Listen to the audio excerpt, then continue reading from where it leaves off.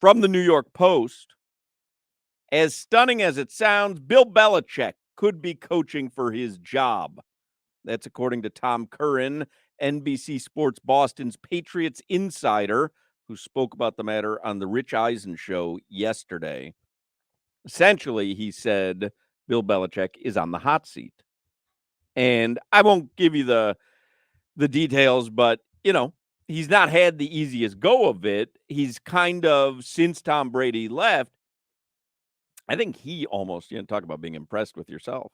I think he was impressed with himself over the couple of decades, and he was like, "Yeah, I'll put Cam Newton here. We'll be fine. Yep. I'll draft Mac Jones. We'll be fine." And I think they're outclassed by just about every team in the AFC East going into this football season. No, Oh no, 100%. And you see the the top quarterbacks in the NFL list that came out. where's Mac Jones?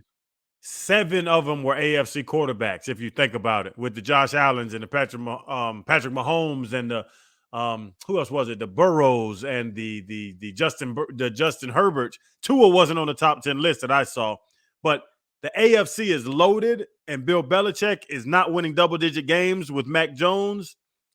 I have a lot of thought about, was it Brady or Belichick? It might have been Brady, because Brady went with Coach Arians over there and won him a Super Bowl, and Belichick can't even get to the damn near the playoffs without Brady. So it's always time to move on. It's hard to fire a legend, but it's like the guy after Steve Spurrier at Florida. Ron Zook was going to fail. Whoever the hell takes this job is about to fail if they fire Belichick. But you would understand him being on the hot seat. Like, you can't let him, no matter what he's done for the organization, like, you can't let him just spin your wheels for however long without showing much of anything. No, right? It's interesting because I don't think they would never fire him, right? I mean, there would be an agreement that he's stepping aside, or like, I don't think they would ever put him in the position where he's on a traditional hot seat. But you could understand if who's the owner of the Patriots?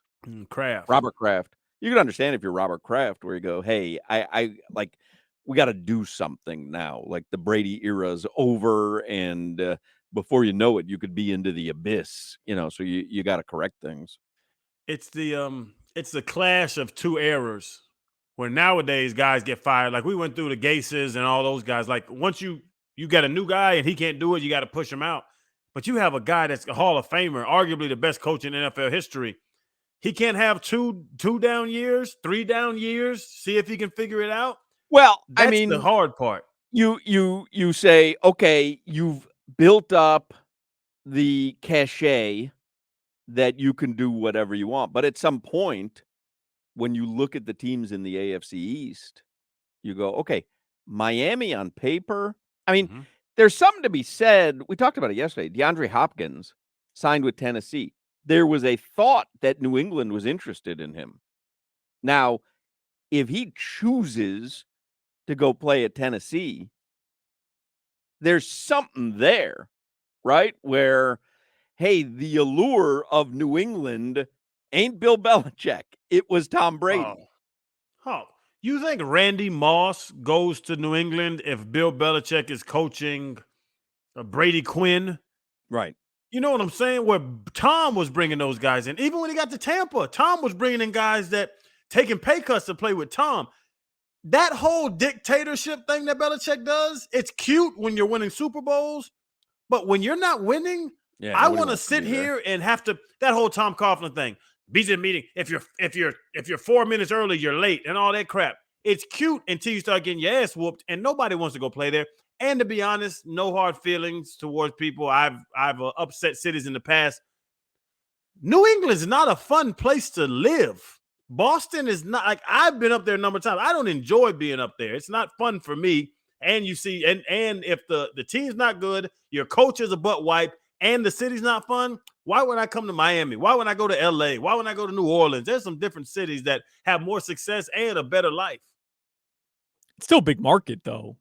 Oh, huge. Boston, New England is still a huge market, and you're playing for a marquee NFL franchise. That's why players would go there. But but that is one of the reasons that it's one of the reasons that you'd put him on the hot seat, is because it's a marquee NFL franchise. You saw what happened with the Dolphins, where you can go from marquee NFL franchise to a team that no one thinks about for 2 decades if you don't make the right maneuvers. But there's still a difference between the Miami market, even with the Dolphins in their heyday, and the New England, Boston media market. But I will say, I don't agree that the coach, Bill Belichick, should be on the hot seat. I mean, the talent gap between the teams in the AFC, the Bills, the Dolphins, and the Jets specifically, and New England is huge when you consider quarterback play and, offensively, period. And they almost still made the playoffs last year. They could have kept the Dolphins out had they beaten Buffalo. And truthfully, there's no shame in not making the playoffs with Mac Jones. I get they picked them, but to me, Bill Belichick, the coach, is still the best coach in the NFL, behind Mike McDaniel, of course. But Solana, you know who selects their players, right? Right, but that's my point. It shouldn't be Bill Belichick, the coach, who's on the hot seat, but rather Bill Belichick, the general manager, the guy overseeing talent acquisition in Boston. That would be funny after all these years to all of a sudden now he's got to answer to a general manager. Yeah, okay. Good luck on that one. Hey, Bill, we're going to bring in Jeff Ireland. Yeah, he's just coach now. Yeah, just make sure you pass everything by Jeff Ireland. Okay. Okay, who are you bringing in that's a better coach than Bill Belichick? Mike McDaniel. Yeah. That would be the answer. Who everyone is trying to find. Yeah, like the next McVay when McVay went and won in LA. That's the thing. You're not finding an Andy Reid anymore. They're dead. Not even, all jokes aside, like the Andy Reids don't want to coach anymore because they have heart problems. You have to go find the next, and that's what they got to do. If you could swap Mike McDaniel and Bill Belichick right now. Oh, what a great question. Hold on a second. So, Miami Dolphins. You can trade. New England is willing to trade Bill Belichick for Mike McDaniel right now. Straight up. Robert Kraft is on the phone with Stephen Ross right now. He says, I will trade you Bill Belichick. You trade us Mike McDaniel. Nothing else attached on either side. Just straight up swap the head coach. Can I be Stephen Ross in this? Sure. All right. So you call me. You're Robert Kraft, Crowder. Go ahead. You're calling me. I'm Stephen Ross. Ba-ding. Hello. Hey there, Steve. How you been? That's Robert Kraft. That's Robert Kraft, huh? Oh.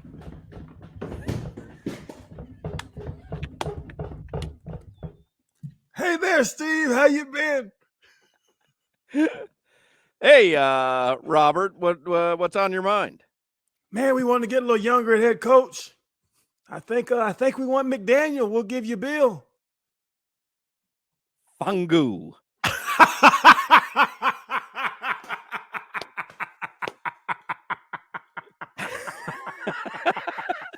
No, I would not. I would, as silly as this sounds, I would not trade Mike McDaniel for Bill Belichick.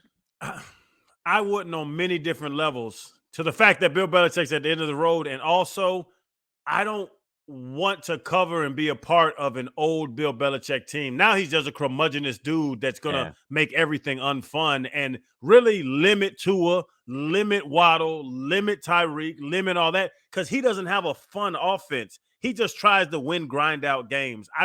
I think the Bill Belichicks are dying in the NFL. I brought up Andy Reid. Andy Reid is progressing in this league. Bill Belichick's a dinosaur. Funny, man. Let's get headlines here. That's a great hypothetical. But when you think, like, you wouldn't do it, would you? Man. I mean, do you think he makes a major difference in wins and losses last season? I don't. Because he should. Remember, it was Mike McDaniel's first season, and there were times we were critical of his game management decisions towards the end. Bill Belichick theoretically shouldn't make those decisions, although Bill Belichick is the guy that had Rob Gronkowski playing in the secondary when he absolutely shouldn't have. But, theoretically, if you think Bill Belichick last season was worth a victory more or even 2 victories more, then I would argue that Mike McDaniel is, on target then. If you think he was worth 5 victories, then it's a whole different conversation, but I don't think he is. And I Who don't would think you he have is- felt, Crowder, who would you have felt more comfortable with going into the wild card game with knowing Skylar Thompson, knowing that situation was going to start coaching on the sideline?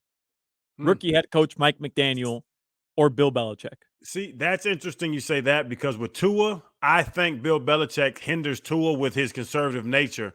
When you have a third string Skylar Thompson, now you try to play defense and run the ball because you don't want to put the ball in Skylar's hands.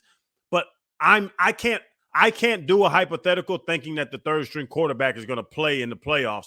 I have to do it with Tua and the weapons that they put around him and how this team was structured. I think Belichick doesn't move the bar because some of the conservative way he plays would lose games that McDaniel won with his aggressiveness. But some of the games that McDaniel lost, Belichick might have won later in the season. But I don't think the win-loss total changes much. The Dolphins went to the damn playoffs too, Solana. But isn't Bill Belichick the guy that made 7th round pick Tom Brady the greatest quarterback of all time? I'm not taking anything away from Tom, but we all can say that the situation in New England had a lot to do with Tom Brady's success. Again, more Tom Brady than Bill Belichick, but still the situation. So now we're saying that he's going to hinder Tua? Like, I don't understand that. Isabella and Humphrey Brady made Tom Brady great. I don't know their real names. It Isabella would be great and Humphrey. if it was Isabella and Humphrey. They made Tom Brady great. Do you think if Tom Brady goes in the 6th round to the Titans, he's just a backup his whole career? No, but I don't think he's a multi-time Super Bowl winning champion. Right. I mean, it has to be a confluence of events. Like the Yes. same thing with Kurt Warner. Like if he doesn't have those receivers, you know what I mean? Like Yeah. everything's still dependent on other things. But anyway, let's get headlines here with Alejandro Solana. That was fun. We gave you a little 16 minutes of sports. They're driven by the new Palmetto Ford Hypothetical Truck Super sports. That Center. could never happen. And it was really role playing. Hey there, Steve. Yeah, I take it back. There was no sports. It was like an improv thing.